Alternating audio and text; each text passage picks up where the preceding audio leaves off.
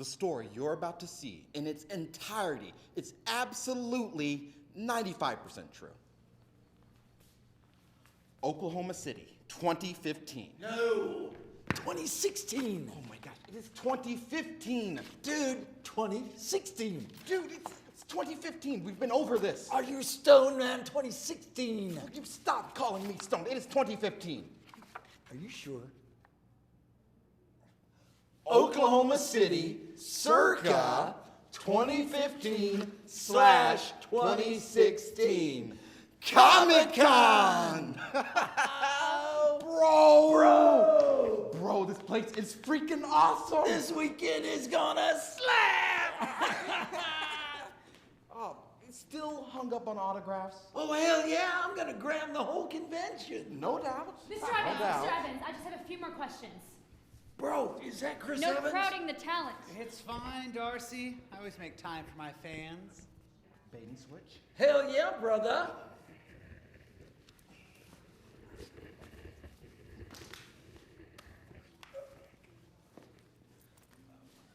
My God, is that Scott? Scott who? Oh, hell yeah, I gotta get that guy's autograph. Wait a minute. Darby, is that you? Darcy. Darcy, of course. Gosh, I haven't seen you since when we were filming that. 2008? 2009. Circa 2008/2009. Get in here. Best bodyguard I ever had, tell you what. Looks like someone's fresh off the plane. What? You haven't picked up your guest artist badge yet? Oh, right. They're just in that room over there. Hey, bud, if you want this guy's autograph, you better get it quick. His day's about to get super busy. If you sign it, I'll kill you. Yes, my famous catchphrase. Hey, wait a minute, not so fast. Those badges aren't for just anyone. Follow me to the main hall.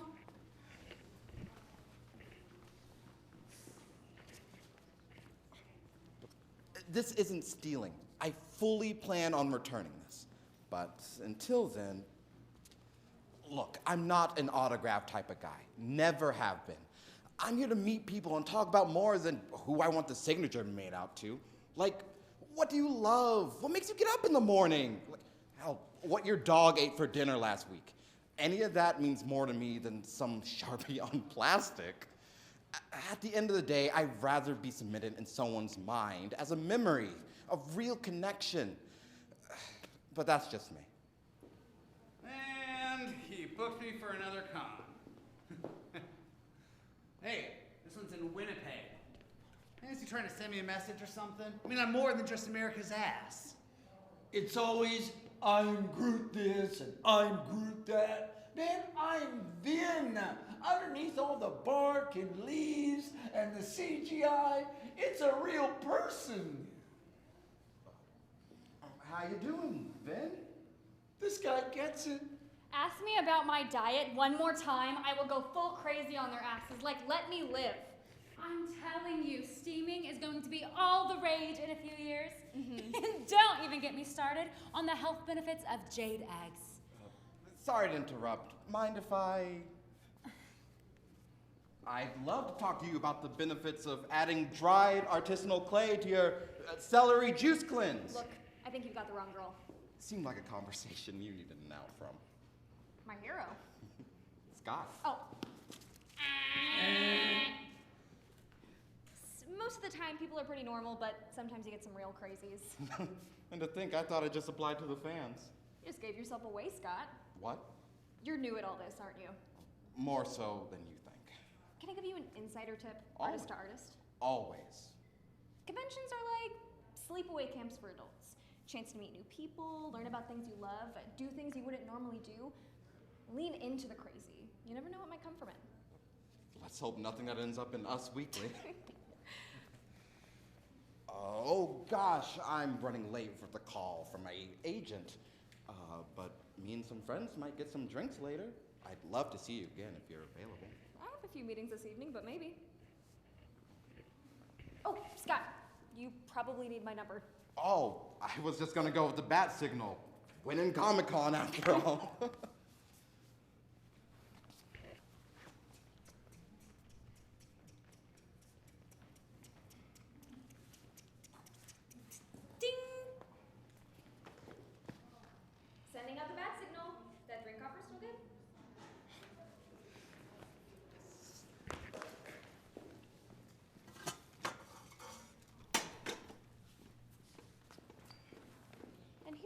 thinking you were standing me up.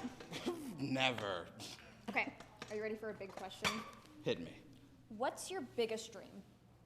Wow, you do not mess around. You know, I think I'm living it. Jared Leto! Hey, the con still treating you guys okay? 100%. I think I'm missing something.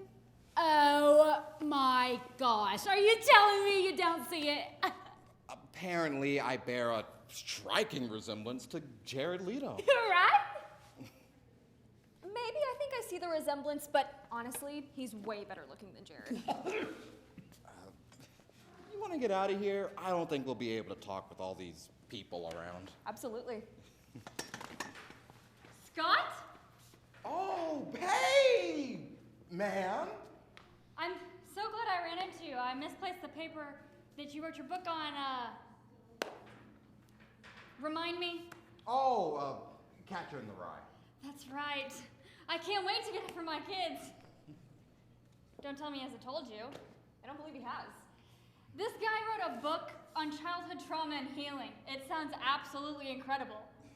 I like to take a moment to remind you that this is all entirely true. Anyway, back to your regularly scheduled program. It was just a side project that turned into something. Well, keep fighting the good fight, man. I gotta go. What? Just full of surprises. Time to hit the town? Absolutely.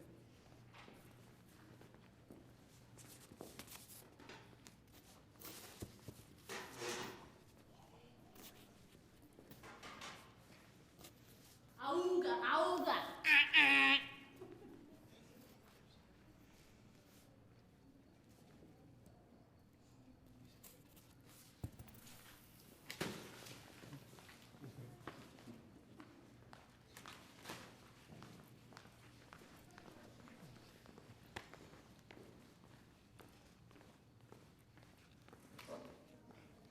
Look, I know I said I wasn't one for autographs and photo ops, but I want to remember this night, this connection.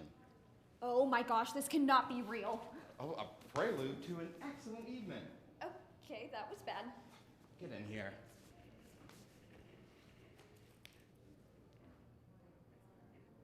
I've never been to one of these before. It's a night of first for both of us then.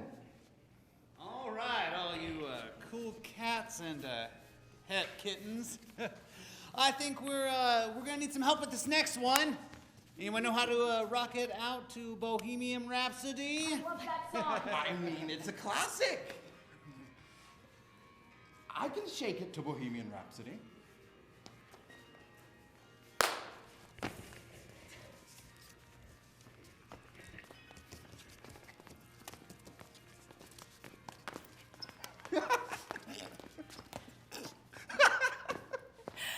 You know, I never thought I'd go on a date with a guy who could twerk better than me. What can I say? Cardi, watch out. You know, I really wasn't looking forward to this. Oh, Oh my gosh, not this. I mean, like this, the con. They always just get so lonely sometimes. being surrounded by thousands of your closest friends is isolating? Thousands of my closest friends having the exact same conversation over and over again. It's nice to actually, really connect with someone. Someone who sees you as a person and not an entity, you know? You're not an entity. I know, I just sometimes leave these things feeling like one, so thanks. You're really great. This is my room. I should go.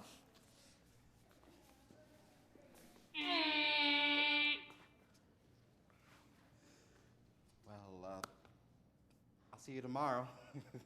Good night. Good night. I did see her tomorrow. I also saw her on the big screen when her movie came out. We still talk every now and then. And that is the story of how I went on a date with a movie star. What?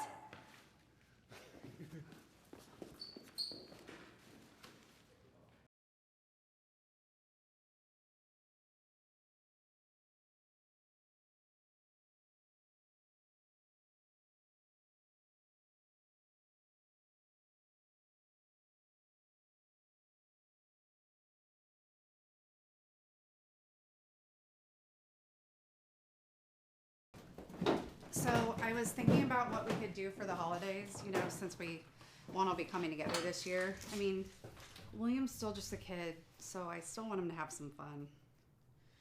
Okay, but what do we do? I mean, it's been tough with money, and he needs something. So he has all this old dinosaur stuff, but he's really into robots now. So I went and I picked up some stuff, and I thought we could maybe make some robot covers for his school stuff. I mean, obviously I'm still gonna get him some other things, but... No, this is good because then it can be something cool that Mom and Aunt B made for him together, and it's robots. Domo arigato, Mr. Roboto. So let's maybe do some with gears and maybe make some glowing eyes. Yeah, and I could stitch one on his backpack later. Wait, he's still young enough to think that we're cool when we do things like this for him, right? That's what I was thinking. I mean, I'm not exactly flush with cash either. I don't want him to be disappointed. I'm already such a crap mom most of the time. That's ridiculous. You practically raised me. All those times that no one was around, I always knew that you were there. And I did such a great job with that. Come on, you already had everything together already, and I was a complete mess back then. You didn't need me. I think they would disagree. They keep you around because they have big plans for me. Someday. Maybe. They're not real. Of course they are. They're here all the time. Hey, we're making robots here. Remember? Let's just figure out what we're doing on each of these, okay? Okay. Start with his notebooks.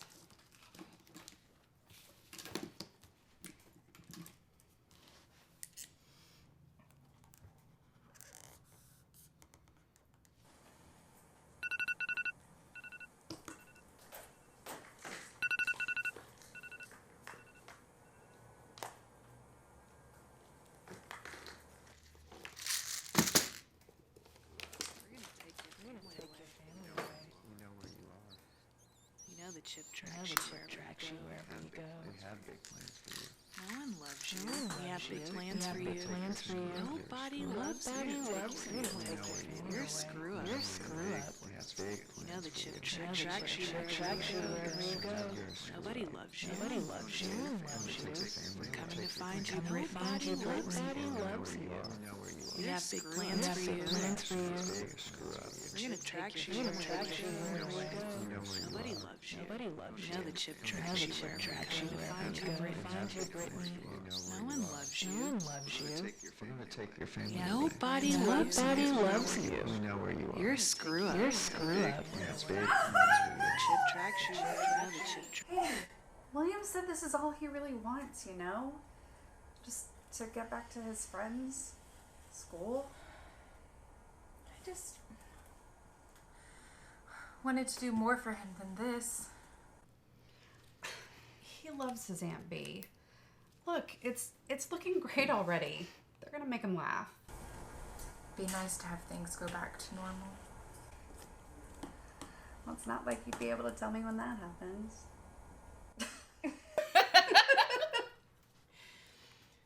You know, I have to protect the two of you. You're all I really know I have for sure, and I don't want them to make you go away. No one's taking anyone away. I'm safe. See? We have you home now.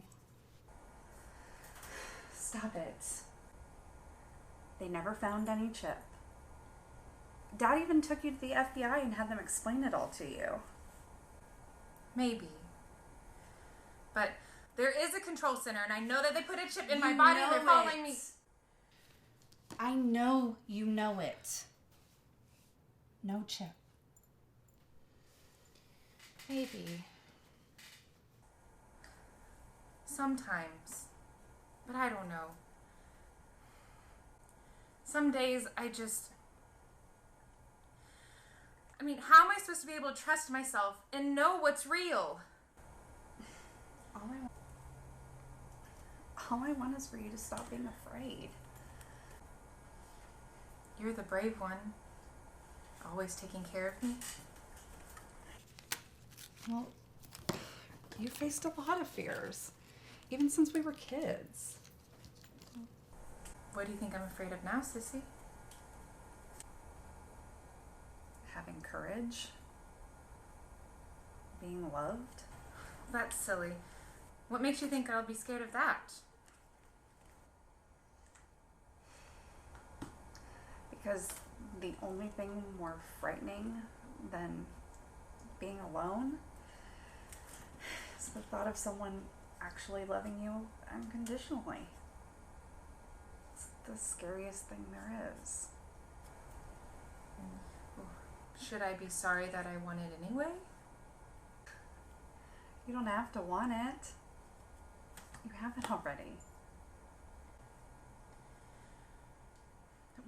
What if I stay like this forever? I mean, what if I'm not good enough to love anymore? Listen, B, good enough is a moving target. I'm not sure how often anyone can really hit it and be perfect, but see, that's the point. What's the point? Less than perfect is more than good enough. Like this? Exactly. He's gonna love that. We have big plans for you. We have big plans for you. We're gonna take your family away. We know where you are. We have big plans. You know the chip tracks you wherever we go. No one loves you. I'm gonna take your family. Nobody loves you. You're screw up. The chip tracks you wherever. I heard what you said on the phone with Mom about me disappearing. Oh. I thought you were asleep when I said that. I'm still in here, you know? I'm in here, just somewhere. Some days you're hard to find, but I know you're in there. I want to know you're in there anyway. Just keep listening, okay? I'm in here.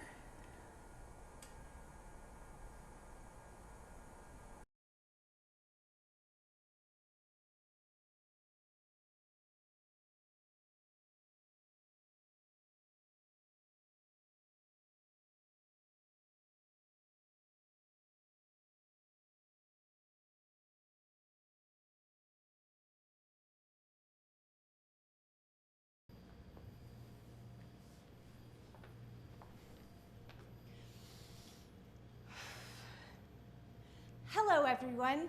My name is Vicky, and this is Ed. Hi. And this is our story. That's your cue. Oh, yeah, right, from the beginning? Right, yes, from the very beginning. Well, Vicky and I were born just a few years apart. We met through our mothers. We grew up in Greenfield, Massachusetts, just on the southern border of Vermont. I remember the first time we met, it was in grade school. You remember that? Yeah. No. What? It was grade school. We didn't start dating until middle school. That's when things got interesting.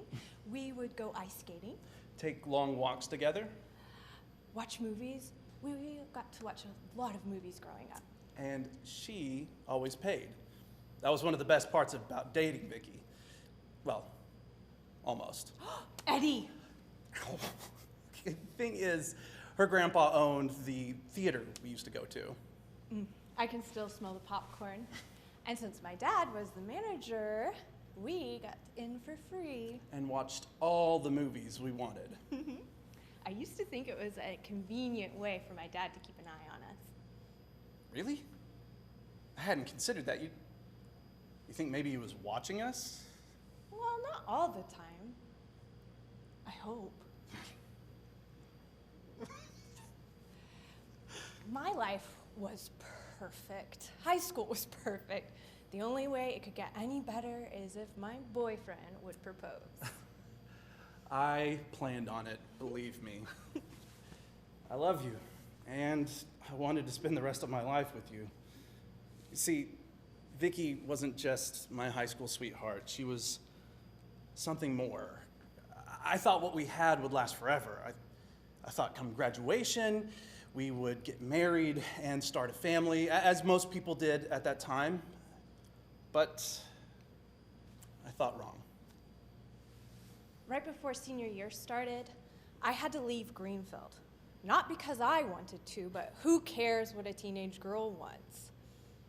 My life, my family just exploded. Right before school started, my parents got a divorce. To make matters worse, I was whisked away to Syracuse, New York, ripped away from the only place I had ever known. Of course, we told each other we'd keep in touch, letters and the occasional phone call. See, there was this thing back then called long distance, and it was expensive. There were no cell phones, and the only social media we had were the classified ads in the local newspapers. Syracuse was only 4 hours away, but it might as well have been across the country. I couldn't drive. I didn't get my driver's license until I was nearly 30. So bottom line, long-distance relationships were nearly impossible. We promised to keep in touch, but we were only fooling ourselves. We had the best of intentions, but in the end, we pretty much went our separate ways. I was a bit bitter about what happened. I hated being forced into a life I didn't want. I wanted more control. So after I graduated high school, I did what any girl in the 60s did. I got married. And it worked out for the most part. We got married and moved to Atlanta, started a family. We had 2 kids, David and Sharon.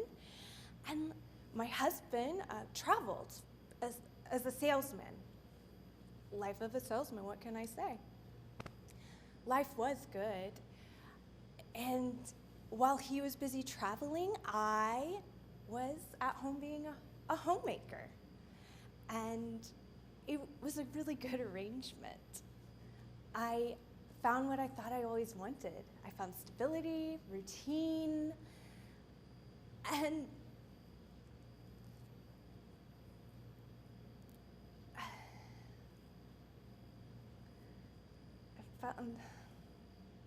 and as for Ed, well, he became a distant memory. Life was good.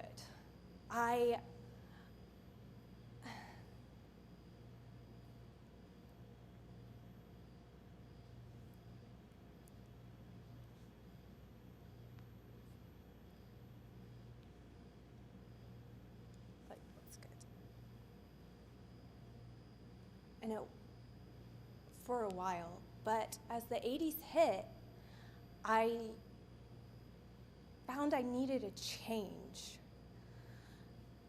The kids were getting older and I was ready for something more.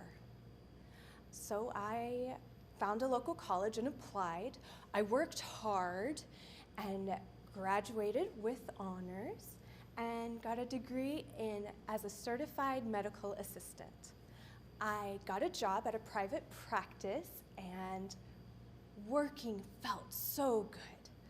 The change felt so good, and I wanted more. I came to this harsh realization that I had grown distant from my husband. It sounds cold, I know, but it's not hard to do when he's hardly ever around. It turns out that he felt the same way. And so after 16 years of marriage, we got a divorce. Looking back, my life didn't really change all that much. I cooked, I cleaned, I was raising 2 kids on my own, making sure that they got to football and cheerleading practice. And the only difference was I was doing it with less income. But I made it work. And I really liked how my life was going, but eventually loneliness starts to creep in. A lot of lonely nights. So I decided to start dating again. I went out and joined the dating scene. It was a lot different back then. You had to actually go out there. You had to socialize and meet people. What a world of difference the internet would have made. Eddie. Well, now you have everything at your fingertips. You have apps, dating websites, social media, even something as simple as email. Back then, we had parents without partners. It's not as bad or as cheesy as it sounds. It's a group that helps single parents meet other single parents. And life was a little tough, but tough or not, I was doing things my way, and I didn't want it any other way. I didn't want Vicky to go, but there was nothing I could do to stop it. I didn't have a car, and it's not like my parents were going to let me use the family car to drive the 4 hours. All I could do was wait for the inevitable to happen. After Vicky left, I was heartbroken. I felt so powerless. Whether I knew it or not, I made a choice. I was not going to let this happen again. It was the spring of 1961. I was through with high school, and Vietnam War or not, I decided to join the Army. After boot, I was stationed at Fort Detrick to start my new job. I was what you called a medical logistics specialist. Okay, so basically, I received, recorded, stored, and issued medical supplies for military units. Not exactly Rambo type stuff, but it was a job that offered some stability and an opportunity to learn a new trade. Exciting or not, I was one step closer. I was only in for 3 years. It was enough. In '64, I was honorably discharged. I had the means to go further in life, more opportunities, and I planned on cashing in. College wouldn't be cheap, and let's face it, I wasn't going to school without some help. Thank God for the GI Bill. That same summer, I moved to Detroit. I found a job, and when I wasn't in class, I was working as a medical lab technician. It was great. You know, we were working on some really exciting stuff, at least to me. We had this one project once, right? It was pretty complex stuff, right? Right, anyway, there we were, engrossed in this one project, and, well, perhaps another time would be best. So I studied, worked, looked for opportunities when I was done with school, and found out real quick that college doesn't always mean there's a job waiting on the other side. But with military training and a college degree, I was just the man Abbott Laboratories was looking for. I jumped at the chance to work for Abbott Laboratories. They specialize in cardiovascular, diagnostics, diabetes, and neuromodulation products. Well, Abbott is also well known for their pediatric and adult healthcare brands, and you know what? Never mind. I'm sure you can just Google it later. Anyway, my life was really starting to take shape at this point. I had a good job.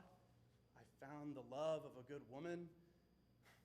We got married and had 2 beautiful kids, a son and a daughter, Craig and Amy. It wasn't long before I got a promotion and took a job in sunny Florida. Yes, I finally had the American dream. Yeah, the real American family. Real American. See, the thing about the American dream, the part nobody tells you about, not until you're neck deep in it, it doesn't come without a cost. I spent more time trying to afford it than enjoy it. The cost was coming home to a wife who had grown cold and distant. The cost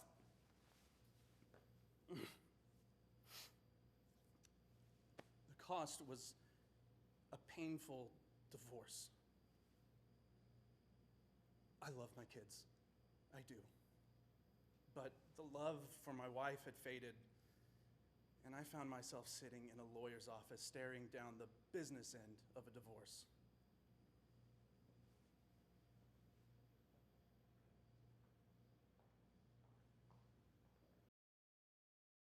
I'd had it my way. It was great. I just didn't think there would be this many lonely nights. I mean, life was difficult, nothing new about that, but the thought of spending the rest of my life alone was really starting to sink in, deep. I wasn't certain I could find someone. I was asking myself more and more, am I going to spend the rest of my life alone? And I was starting to make peace with that. Until I met Bill. Bill Hahn.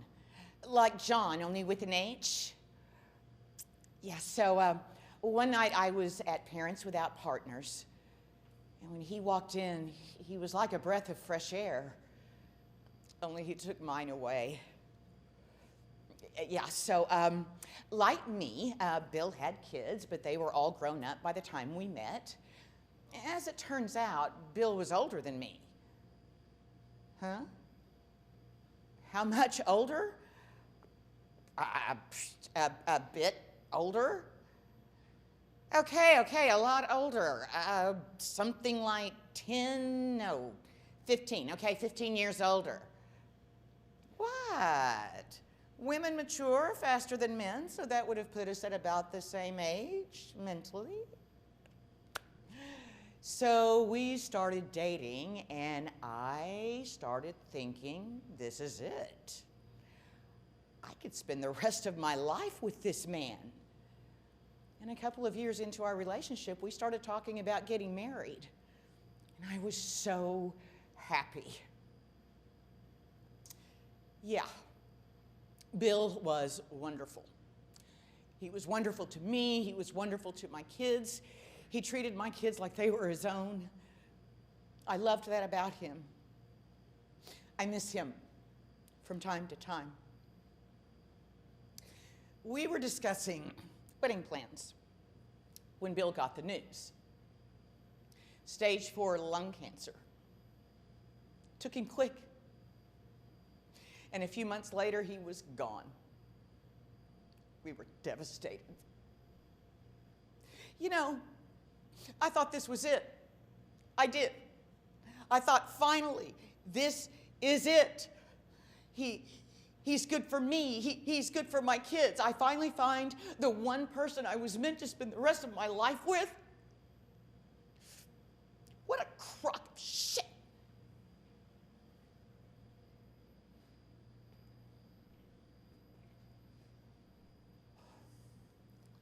As you can tell, things weren't going very well for both of us. But, as Dr. Ian Malcolm once said, life finds a way. Remember what I said about my mom and being good friends with Vicky's? Well, despite one of them moving to California, they kept in touch all of these years. At this point, I had left Florida and I was living in Dallas, Texas. It just so happens I was taking a business trip to Atlanta. Mom asked, she told me that she had Vicky's phone number and asked if I wanted to give her a call.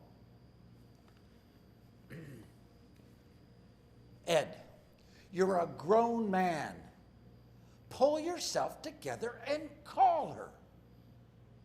Okay. Okay. Man, what am I gonna say? I did call her. Eventually.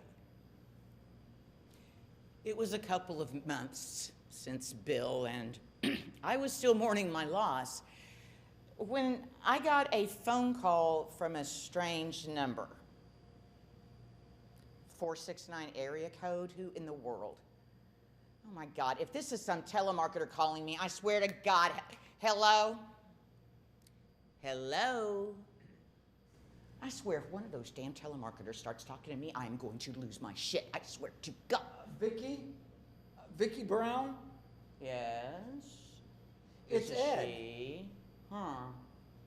Ed? Ed who? Listen, Buster, if you think you're going to try to sell me a magazine subscription or something, so help me. It's Ed. Ed Genist from Greenfield. Eddie? Oh my God. Oh my God, Eddie. I am so sorry for what I said. I didn't recognize the phone number. No, it's okay. It's a Dallas area code. Well, gee, how are you? Good. I'm good. Listen, I'm going to be in Atlanta next week on a business trip, and I was wondering if I was wondering if you wanted to get together, maybe catch up.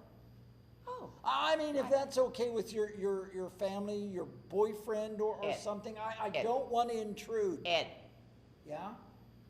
I would love to catch up. And Ed, I'm not seeing anyone. Oh. Well, do you know a good place to eat? I know the perfect place. We hadn't talked in 25 years. I was a bit nervous, unsure where this might lead, but I wasn't about to give up now. After the visit, we kept in touch. Seriously this time. The high phone bill was worth it. I felt it. You know, that spark. I don't think it ever really went away, but it grew after his trip. I felt like a schoolgirl again. So we started dating again. It was long distance, but we made it work. We had a lot of catching up to do. Strange how our lives had turned out so similar, how our marriages had ended. It got me wondering, would our lives had, if we had stayed together, gotten married young, would our lives have turned out the same? Would we have grown cold towards one another? I don't know. I don't know if we have luck or fate or God to thank, but we have a second chance.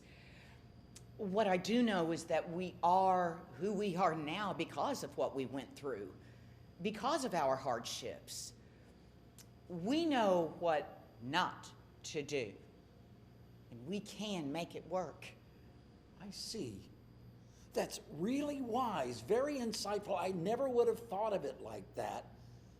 I do know this. I'm not going to be too afraid to find out where this might lead. Me neither. After dating for a few years, Vicky moved to Texas, and we finally got married. I do. It was a dream come true. The wedding, the reception, all of it. Although, I wish I could say that it was a happily ever after. She's kidding. I am. It was happily ever after. I mean, it wasn't always easy, but we had each other and we made it work. We sure did. 31 years of marriage and counting. 34 years. 34. Are you sure? Honey, who keeps track of all the kids' and grandkids' birthdays? On every trip around the globe, who keeps a meticulous itinerary? a trait the Circumnavigators Club calls a must-have attribute. Always with the Circumnavigators Club. Like you'd ever let me forget. It's 34. You're welcome to check my math, my love. Meh. No. I trust you. And that's what's made our marriage work all this time. Even into our 70s. Vicky, I think they've heard enough.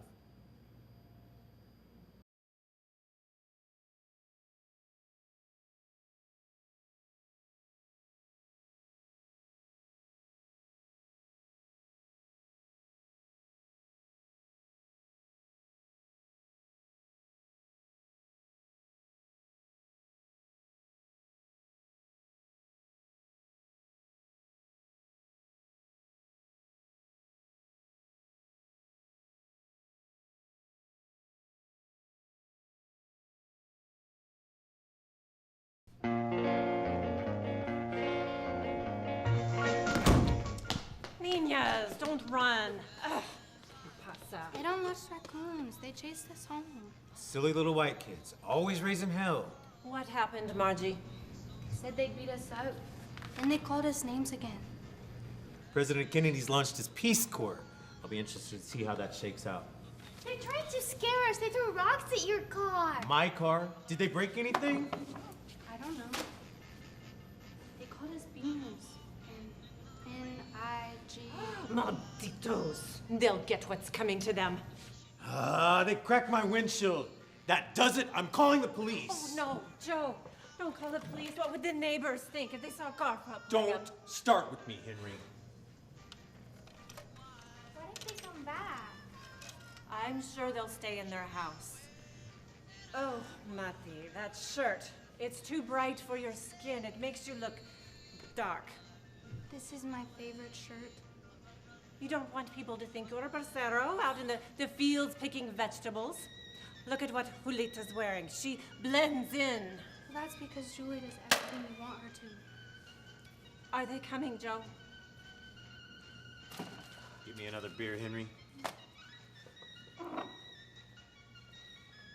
You ignore them the next time they bother you. I don't want you fighting in the streets. We won't.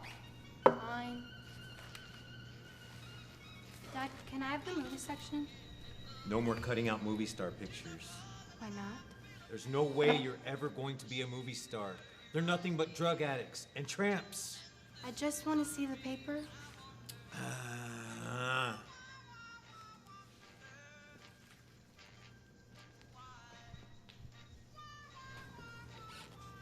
Someday, I will be a famous movie star. I will get myself out.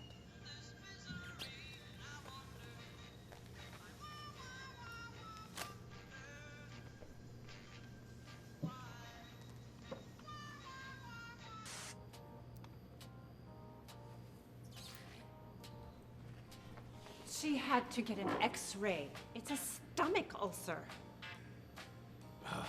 Henry, give me another beer. You were really sick? I thought you were faking. I was. For a while anyway. To get away from those raccoons before they got out of school. But now it really hurts. Well, I don't know how this could have happened. Who gets a stomach ulcer in the 5th grade? Margie eats the same things as everyone else in this house. It's time we toughen her up. Both of you girls need boxing lessons. I thought you said before not to fight in the street. Shut up. You've got to know how to defend yourselves. Now, keep your hands up, all right? Always near your face, so that way no one can hit you there, all right? Plant your feet firmly on the ground. Your stance is where your power comes from. I can't. It hurts too much. Your sister can do it. You'd better. There they are again. Looking at the house. Boys! Them. Those negros, they keep walking past. I've seen them. Dad, that guy's just visiting the neighbors down the street. I see him going to their house all the time. Those negros have got their eyes on us. Last week I saw him crouched in the yard, in the middle of the night, peeking through our front window. Mama, what's wrong with him? There was never anyone in the yard. I looked. He's seeing things. Matty, just stay out of his way. You shouldn't worry about it. Why don't you go rest? You've had a long day. Okay.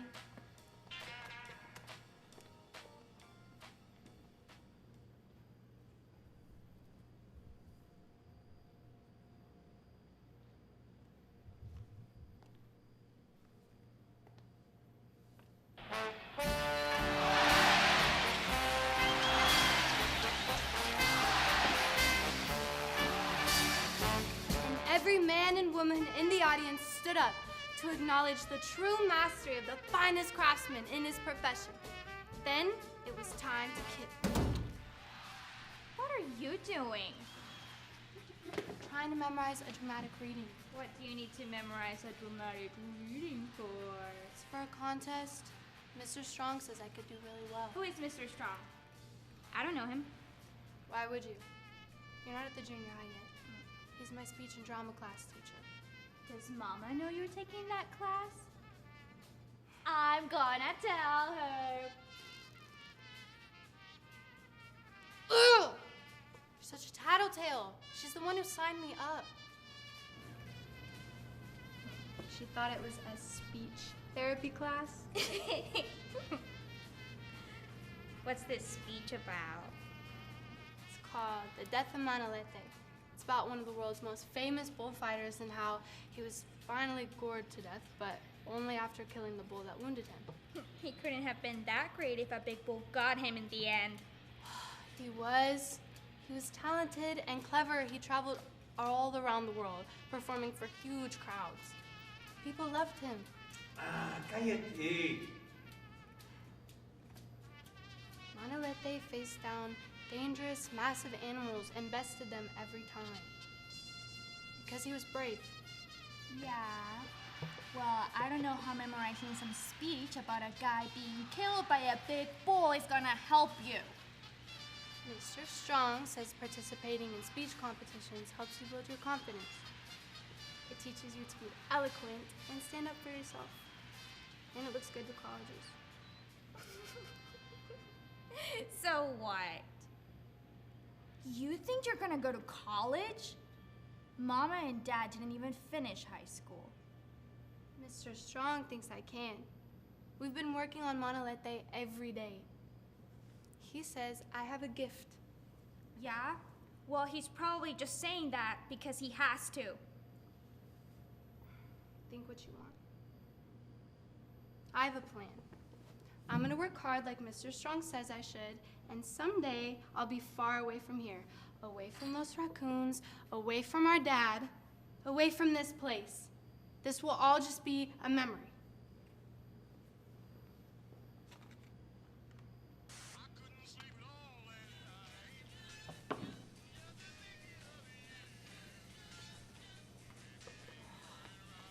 Everybody wash up. Dinner is almost ready. Henry, give me another beer. Matty, how's 10th grade going? It's great. Have you seen her grades lately? She's barely passing anything. Shut up, Julie. Nobody asked you. Well, if you're not gonna tell the truth. Yeah? And what have you done lately? I've been busy with speech squad. And spending time with John. John is none of your business. Who's this John? Joe, you know who John is. Sue's boyfriend. Is he one of those people? He's white. Good. And what would it matter if he was black? You're not to date any of them. Black people are people, Dad. And they just want what the rest of what white America has.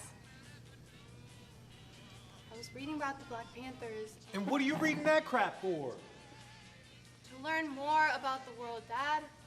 It's not something to be afraid of. If I was ever to be reborn, I would rather come back as black than be a white person. You're never to say anything like that ever again. In here or out there. Do you understand me?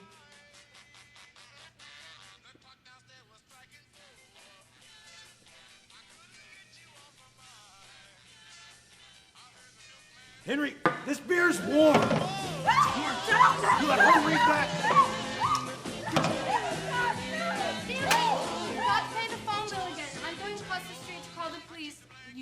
my way. Watch out for those raccoons. They're the least of my worries.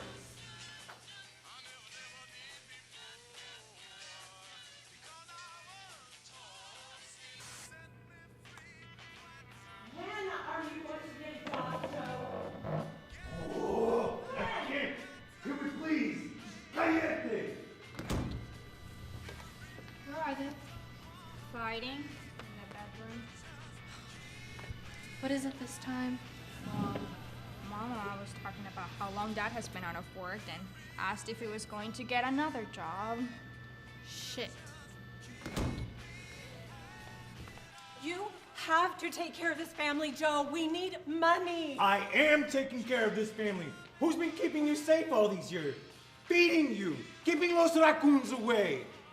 You've never been safe here. Henry, give me another beer. Girls, pack your clothes. We're leaving. Going anywhere. You can't stop us, Joe.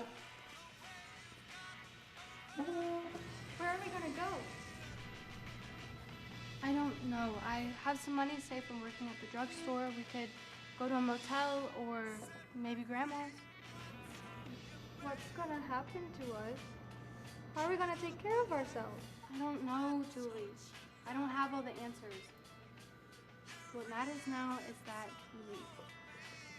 We have to be brave. Time to go. Vende, Julita. You're gonna run away like you always do? I taught you to stand and fight. You never listen, do you? Come on, Julie. We'll be okay. You never listen. You think you're so smart. All I think is that I'm leaving right now. That's all I need to know.